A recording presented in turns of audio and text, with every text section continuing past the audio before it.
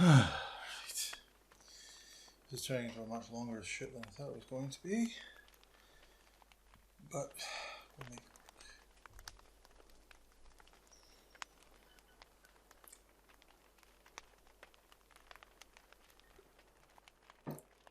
True.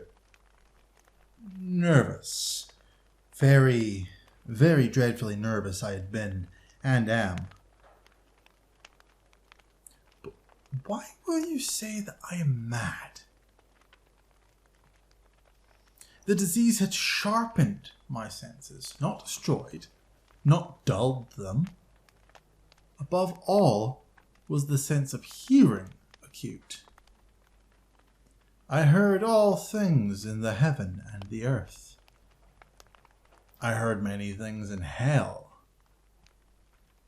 How then am I mad? Hearken and observe how healthily, how calmly I can tell you the whole story. It is impossible to say how first the idea entered into my brain. But once conceived, it haunted me day and night. Object there was none. Passion there was none. I loved the old man. He had never wronged me. He had never given me insult.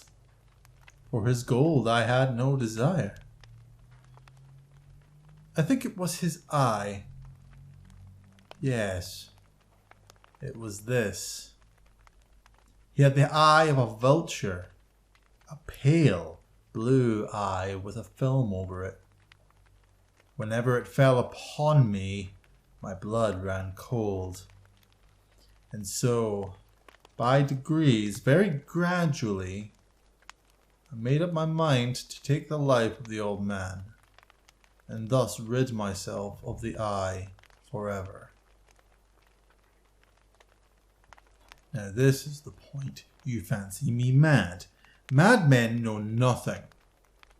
But you should have seen me. You should have seen how wisely I proceeded, with what caution, with what foresight, with what dissimulation I went to work. I was never kinder to the old man than during the whole week before I killed him. And every night, about midnight, I turned the latch on his door and opened it, oh so gently. And then, when I had made an opening sufficient for my head, I put in a dark lantern, all closed, closed that no light shone out, and then I thrust in my head. Oh, you would have laughed to see how cunningly I thrust it in. I moved it slowly, very, very slowly, so that I might not disturb the old man's sleep. It took me an hour to place my whole head within the opening, so far that I could see him as he lay upon his bed. Ha! Would a madman have been so wise as this? And then, when my head was well in the room, I undid the lantern cautiously. Oh, so cautiously, cautiously, for the hinges creaked. I undid it just so much that a single thin ray fell upon the vulture eye. And this I did for 7 long nights. Every night, just at midnight. But I found the eye always closed. And so it was impossible to do the work, for it was not the old man who vexed me, but his evil eye. And every morning when the day broke, I went boldly into the chamber and spoke courageously to him, calling him by name in a hearty tone, and inquiring how he had passed the night. So you see, he would have been a very profound old man indeed to suspect that every night, just at 12, I looked in upon him while he slept. Upon the 8th night, I was more than usually cautious in opening the door. A watch's minute hand moves more quickly than did mine. Never before that night had I felt the extent of my own powers, of my sagacity. I could scarcely contain my feelings of triumph. To think that there I was, opening the door, little by little, and he not even to dream of my secret deeds or thoughts. I fairly chuckled at the idea, and perhaps he heard me, for he moved on the bed suddenly as if startled. You may think that I drew back, but no. His room was as black as pitch with the thick darkness, for the shutters were closed fastened, through fear of robbers, and so I knew that he could not see the opening of the door, and I kept pushing it on steadily. I had my head in and was about to open the lantern when my thumb slipped upon the tin fastening. The old man sprang up in his bed, crying out, "Who's there?" I kept still and said nothing. For a whole hour I did not move a muscle, and in the meantime I did not hear him lie down.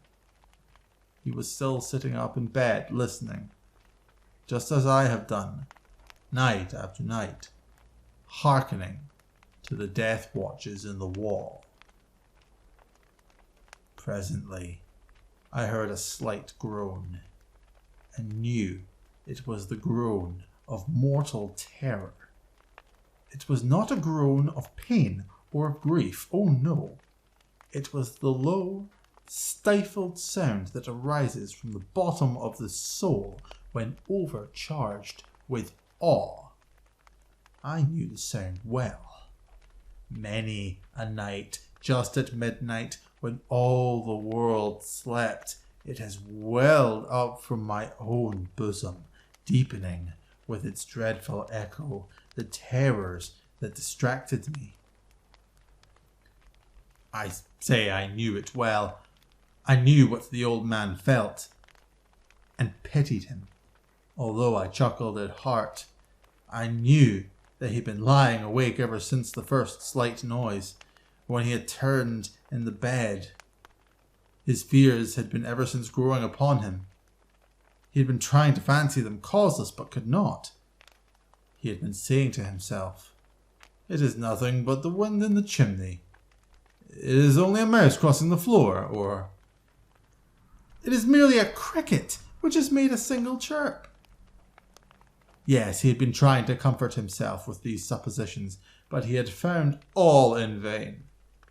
All in vain because death, in approaching him, had stalked with his black shadow before him and enveloped the victim.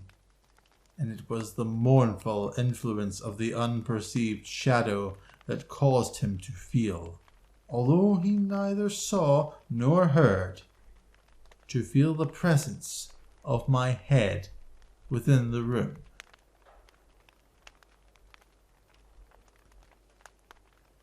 When I had waited a long time, very patiently, without hearing him lie down, I resolved to open a little, a very, very little crevice in the lantern. So I opened it. You cannot imagine how stealthily, until at length a simple, dim ray, like the thread of the spider, shot from out the crevice and fell upon the vulture eye. It was open, wide open, and I grew furious as I gazed upon it. I saw it with perfect distinctness, all a dull blue, with a hideous veil over it that chilled the very marrow in my bones. But I could see nothing else of the old man's face or person, for I had directed the ray as if by instinct, precisely upon the damned spot. And have I not told you that what you mistake for madness is but over-acuteness of the sense? Now, I say, there came to my ears a low, dull, quick sound, such as a watch makes when enveloped in cotton. I knew that sound well, too. It was the beating of the old man's heart.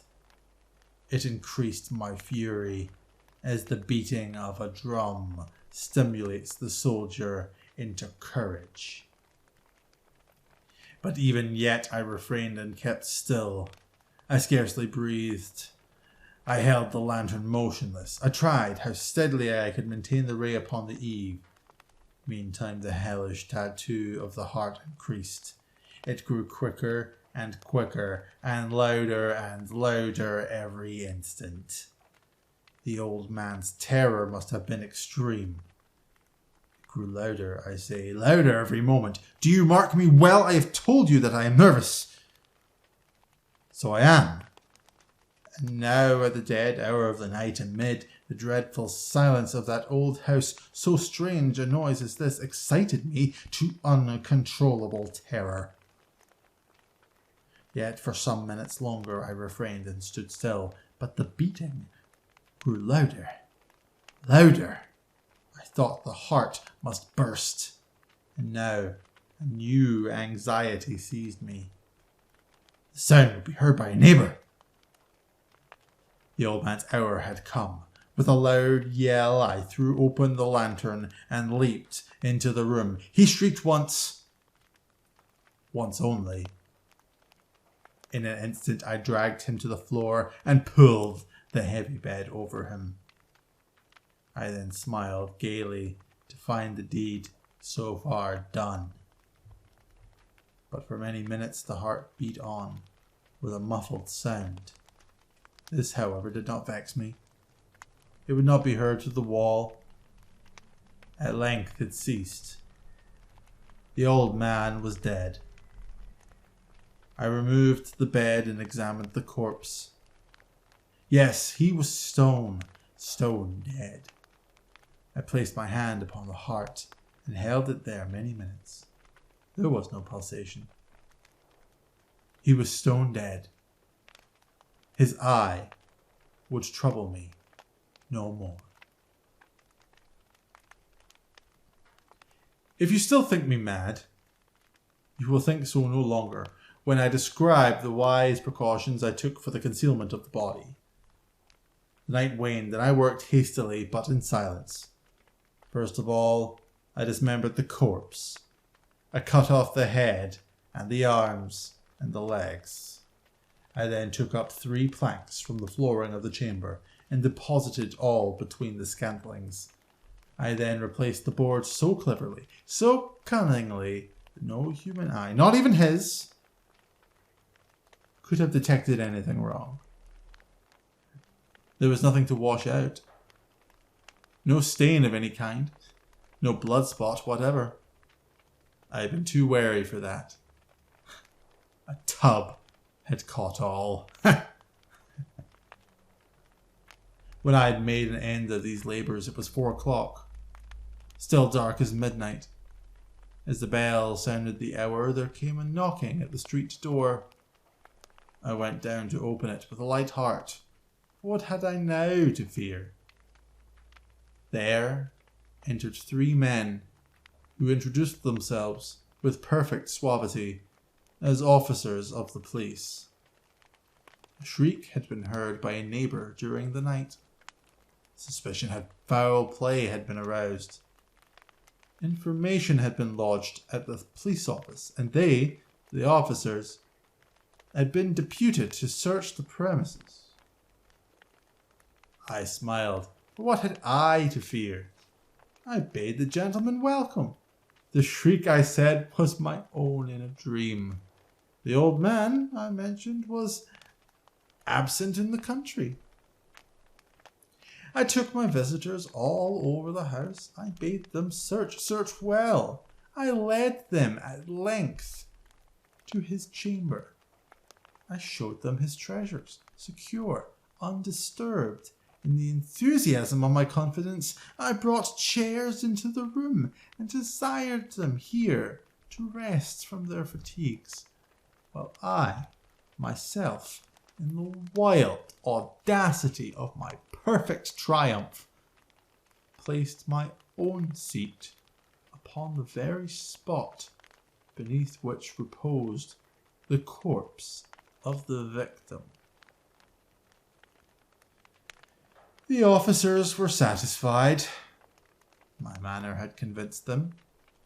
I was singularly at ease. They sat, and while I answered cheerily, they chatted of familiar things.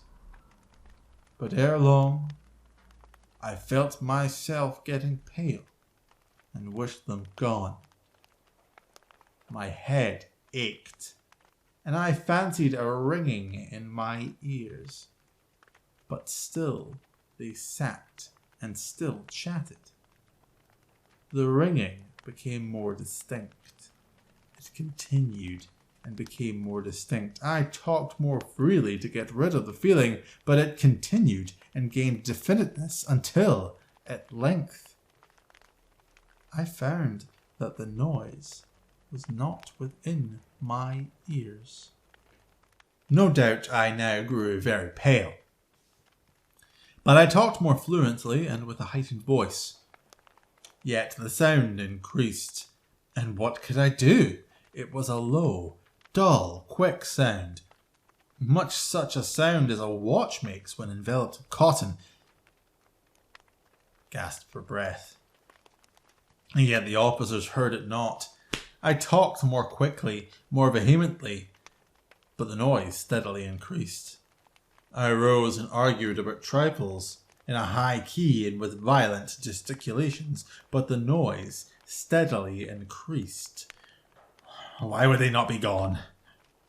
I paced the floor to and fro with heavy strides, as if excited to fury by the observations of the men. But the noise steadily increased. Oh God, what could I do? I foamed, I raved, I swore. I swung the chair upon which I had been sitting and grated it upon the boards, but the noise arose over all and continuously increased. It grew louder, louder, louder, and still the men chatted pleasantly and smiled.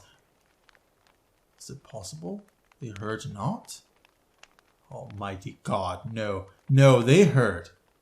They suspected. They knew. They were making a mockery of my horror. This I thought, and this I think. But anything was better than this agony. Anything was more tolerable than this derision. I could bear those hypocritical smiles no longer. I felt that I must scream or die, and now, again, hark! Louder, louder, louder, louder. Villains!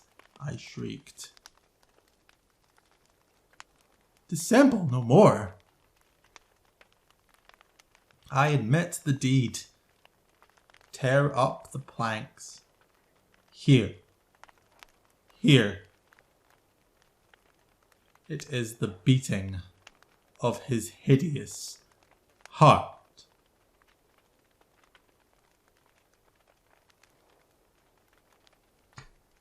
Good night.